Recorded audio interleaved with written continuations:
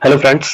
आज हम मैग्नेटिज्म और इलेक्ट्रोमैग्नेटिज्म के बारे में पढ़ेंगे। चुंबक क्या होता है और वैद्युत चुंबक क्या होता है, इसके बारे में जानेंगे। तो चुंबक के बारे में तो लगभग लगभग सभी लोग जानते हैं, फिर भी मैं थोड़ा सा इसका परिचय दे देता हूँ। चुंबक एक ऐसा पदार्थ होता है जिसमें लोह युक्त धातुओं को अपने तरफ आकर्षित करने की प्रवृत्ति होती है या गुण होता है। ठीक है। या हम उसे अगर स्वतंत्रता पूर्वक लटकाएं तो हमेशा उत्तर और दक्षिणी ध्रुव के संरेखन में हो जाता है। तो ये हमारा चुंबक की प्रॉपर्टीज होती है। ये गुण जिसमें भी होते हैं उसे हम कहते हैं कि वो चुंबक है। ओके। तो इसकी हिस्ट्री ये है कि एक जगह थी जिसका नाम था मैग्नीसिया। वहां पर लगभग 2000 साल पहले ऐसे पत्थर पाए जाते थे जिसमें कि लोहे के टुकड़ों को अपनी तरफ आकर्षित करने का गुण पाया जाता था। ठीक है। तो उस टाइम इसका नाम मैग्नेटाइट रखा गया था। लोगों ने देखा कि जब हम क्या करते हैं, उसको स्वतंत्रता पूर्वक किसी भी स्थायी चुंबक को लटका देते हैं तो ये हमेशा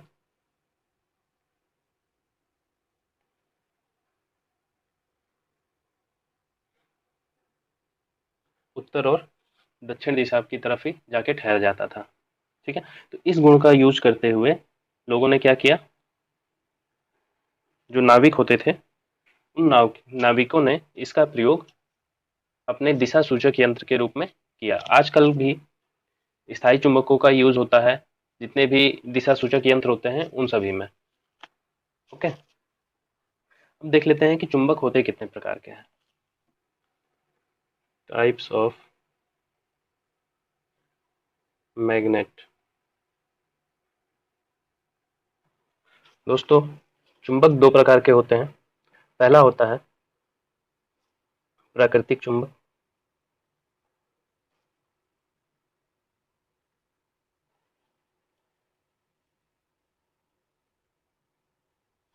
जिसको हम इंग्लिश में नेचुरल मैग्नेट कहते हैं। ठीक है। नेचुरल मैग्नेट क्या होता है? ऐसा चुंबक जो कि हमें प्राकृतिक रूप से प्राप्त होता है, पत्थरों के रूप में प्राप्त होता है, उसे हम प्राकृतिक चुंबक कहते हैं। ठीक है।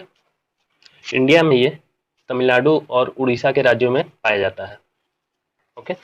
दूसरा होता है कृत्रिम चुंबक।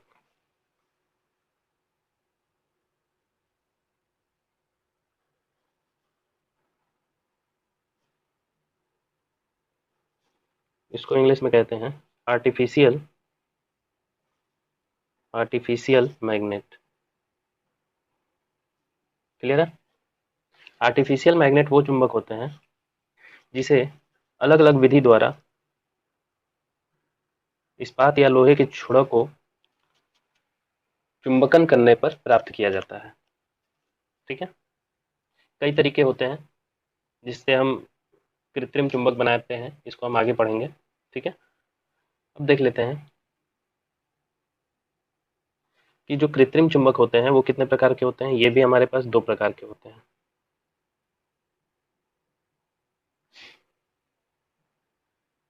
पहला स्थायी चुंबक।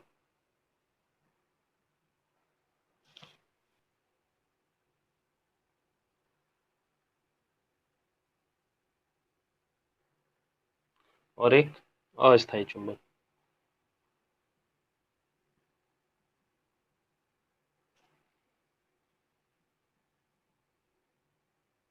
स्थायी चुंबक को इंग्लिश में परमानेंट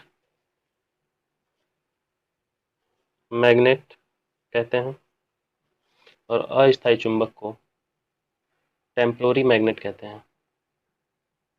टेम्पोररी मैग्नेट। ओके। स्थायी चुंबक के बारे में हम लोग जान लेते हैं। स्थायी चुंबक अगर किसी चुंबकीय गुण रखने वाले पदार्थ को, जैसे कि इस्पात होता है, उसको किसी चुंबकीय क्षेत्र में रखा जाए तो उसमें भी चुंबकीय गुण आ जाता है। और अगर ये चुंबकीय गुण उसमें बहुत ज्यादा समय तक बना रहे तो वो एक स्थायी चुंबक बन जाता है। ठीक है।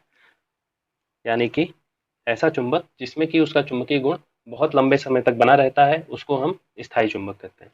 स्थायी चुंबक बनते कैसे किस किस के हैं? इसके को बनाने के लिए इस्पात,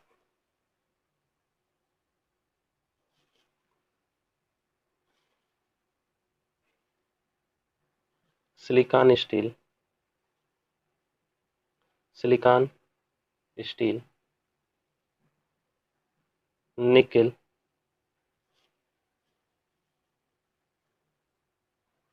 कोबाल्ट,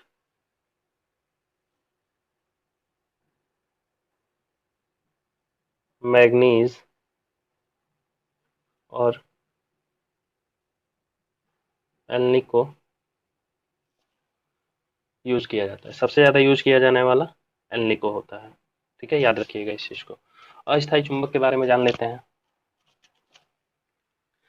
तो ऐसा चुंबकीय पदार्थ जिसको हम किसी चुंबकीय क्षेत्र में रखते हैं तो उसमें चुंबकीय गुण आ जाता है, और जैसे ही उसको चुंबकीय क्षेत्र हटा लिया जाता है तो उसका चुंबकीय गुण समाप्त हो जाता है, तो उसे हम अस्थायी चुंबक कहते हैं। इसमें क्या हो रहा था, चुंबकीय क्षेत्र में रखने पर और फिर जब हम चुंबकीय क्षेत्र हटा ले रहे थे फिर भी इसमें चुंबक का गुण बना रह रहा था और लंबे समय तक बना रह रहा था, तो इसलिए इन्हें क्या कहा जाएगा, स्थायी चुंबक। ऐसे चुंबकीय पदार्थ जिनको हम चुंबकीय क्षेत्र में रख करके अगर हटा लें तो उसमें कोई चुंबकीय गुण ना बचे तो उसे हम अस्थायी चुंबक कहते हैं। ठीक है, समझ में आ गया होगा। नेक्स्ट हम लोग देख लेते हैं चुंबक के अणु सिद्धांत। बहुत ही इंपॉर्टेंट है ये।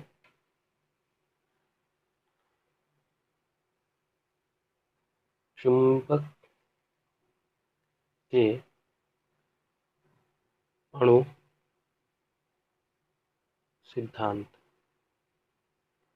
इंग्लिश में इसको कहते हैं मॉलिक्यूलर थ्योरी ऑफ मैग्नेट। तो ये क्या कहता है,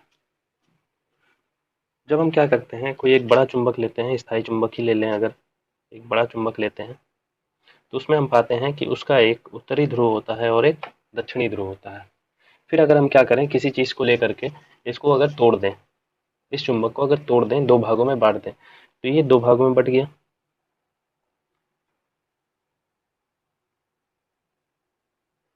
ठीक है, तो जैसे ही ये दो भागों में बढ़ता है तो हमने क्या सोचा था कि दो भागों में बांट देंगे तो एक भाग में नॉर्थ हो जाएगा, उत्तरी ध्रुव हो जाएगा, दूसरे भाग में दक्षिणी ध्रुव हो जाएगा। लेकिन ऐसा नहीं होता है। होता क्या है, जब दो भागों में हम बांट देते हैं तो वो दोनों भाग अपने आप में नॉर्थ और साउथ बना लेते हैं। फिर से अगर इसको तोड़ा जाए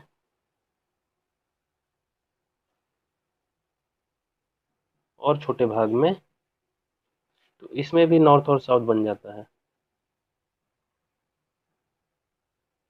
ओके, तो हम ये देखते हैं कि हम चुंबक को चाहे जितने भी छोटे टुकड़े कर लें उसमें उत्तरी ध्रुव और दक्षिणी ध्रुव मौजूद रहते हैं।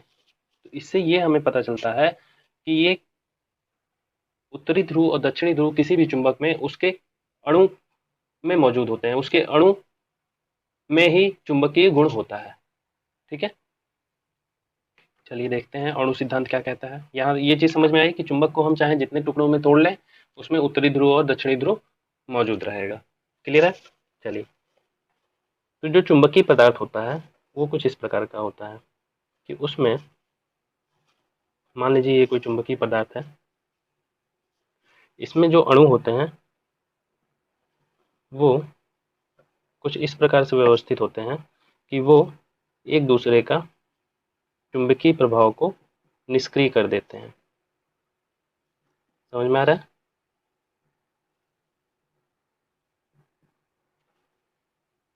इन सब में एन और एस मौजूद रहेगा। सभी जितने भी अणु होंगे उन सब में नॉर्थ पोल और साउथ पोल मौजूद होता है।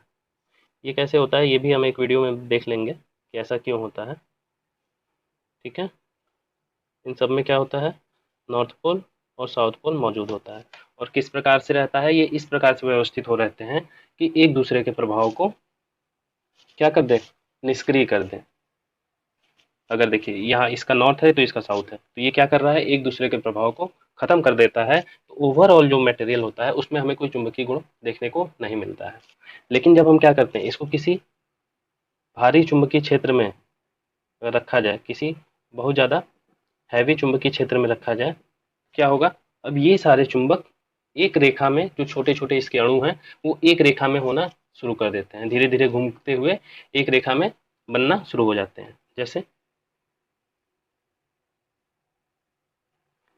अब क्या होगा कि ये सारे चुंबक एक रेखा में हो जाएंगे,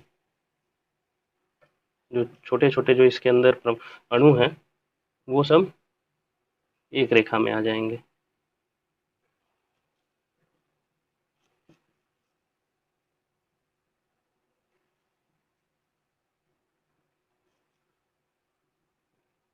ठीक है, इससे क्या होता है कि एक तरफ हमें नॉर्थ पोल देखने को मिलता है, तो दूसरी तरफ साउथ पोल देखने को मिलता है।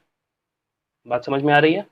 पहले कैसे थे, इस तरह व्यवस्थित थे कि एक दूसरे के प्रभाव को ये क्या कर दे रहे थे, कैंसिल कर दे रहे थे, खत्म कर दे रहे थे। ठीक है, लेकिन जैसे ही किसी चुंबकीय क्षेत्र में हम इसको रख रहे हैं, क्या हो रहा है, ये सारे चुंबक एक तरफ घूम जा रहे हैं, यानी कि उनका एक सिरा एक तरफ हो जा रहा है, साउथ वाला एक तरफ हो जा रहा है, नॉर्थ वाला एक तरफ हो जा रहा है। ठीक है, तो ये पूरा जो मटेरियल है वो हमें नॉर्थ और साउथ पोल दिखाने लगता है, मिलने लगता है। क्लियर हो गया? चुंबक का अणुगति, चुंबक का जो अणु सिद्धांत होता है वो यही कहता है। समझ में आया? चलिए आगे देखते हैं। बस अर्थ मैग्नेटिज्म या भूचुंबकत्व, पृथ्वी के अपने धुरी पे घूमने के कारण पृथ्वी के कोर में एक मैग्नेटिज्म उत्पन्न होता है, जिसको हम अर्थ मैग्नेटिज्म कहते हैं। पृथ्वी का एक अपना ही चुंबकीय क्षेत्र होता है, जो कि भौगोलिक उत्तरी ध्रुव और भौगोलिक दक्षिणी ध्रुव के कुछ कुछ अंश की डिग्री पे होता है। इसी कारण से जब हम किसी चुंबक को स्वतंत्रता पूर्वक लटकाते हैं, तो वो चुंबक हमारे पृथ्वी के चुंबकीय क्षेत्र के कारण उत्तर ध्रुव और दक्षिणी ध्रुव के ओर घूम करके स्थिर हो जाता है। ओके, चलिए अब देख लेते हैं कि इनके कुछ गुणधर्म होते हैं, कुछ प्रॉपर्टीज होती हैं, वो क्या क्या होती हैं जो चुंबक में पाई जाती हैं। तो चुंबक के सामान्य गुणधर्म, या इसको हम इंग्लिश में कहते हैं जनरल प्रॉपर्टीज ऑफ मैग्नेट। सबसे पहला है, चुंबक लोहे के बुरादों और लोहे के छोटे छोटे टुकड़ों को अपनी ओर आकर्षित करता है, और उसका यह आकर्षण जो चुंबक के पोल्स होते हैं, चुंबक के ध्रुव होते हैं, वहां पर सबसे ज्यादा होता है। ओके, नेक्स्ट है, स्वतंत्रता पूर्वक लटकाए जाने पर चुंबक हमेशा उत्तर ध्रुव और दक्षिणी ध्रुव की तरफ ठहरता है। अगला गुण देख लेते हैं, चुंबक अपने आसपास के चुंबकीय पदार्थ में भी चुंबकत्व पैदा कर सकता है। यानी कि अगर एक चुंबक को हम दूसरे किसी चुंबकीय पदार्थ के पास में लेकर के आए, तो उसमें भी चुंबकत्व का गुण आ जाता है। जैसा कि आपने देखा होगा कि हम क्या करते हैं, जो पेचकस होता है उसको अगर हम कुछ देर किसी चुंबक पे रगड़ दें, तो उस पेचकस में भी छोटी छोटी कीलों को या किसी पेच को उठाने की शक्ति, अपने तरफ आकर्षित करने की शक्ति आ जाती है। ठीक है, तो तीसरा पॉइंट है, अगला पॉइंट है, किसी एक ध्रुव का कोई अस्तित्व नहीं होता है। अगर हम कोई कहता है कि सिर्फ नॉर्थ पोल है, साउथ पोल है ही नहीं, तो ये अस्तित्व में नहीं होता है। अगर नॉर्थ पोल होगा तो साउथ पोल भी होगा, यानी कि अगर दक्षिणी ध्रुव है तो उत्तरी ध्रुव भी निश्चित रूप से ही होगा ही होगा। ओके, चलिए नोट कर लेते हैं इसको।